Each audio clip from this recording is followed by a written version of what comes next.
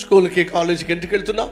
చదువుకోవడానికి వెళ్తావు. చదువుకోవాలి. కానీ అక్కడికి వెళ్ళి ఏం చేస్తున్నావు? ఆ అమ్మాయికి ఐ లవ్ యూ చెప్తున్నావు, ఆ అబ్బాయికి ఐ లవ్ యూ అని చెప్తున్నావు, 10 మందికి చెప్తున్నావు, ఎవడో ఒక లైన్లో పడకుండా ఉంటాడని చెప్పి ట్రయల్స్ చేస్తున్నావు.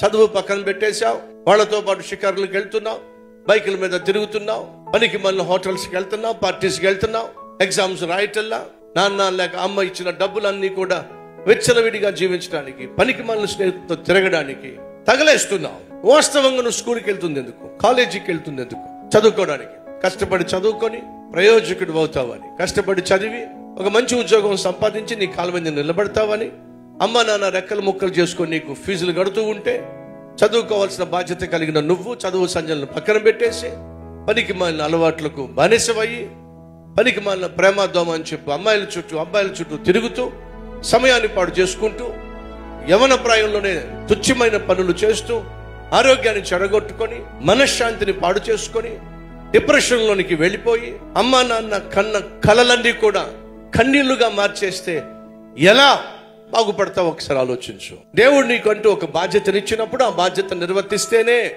దేవుడు నిన్ను దీవిస్తాడు. మర్చిపోకండి.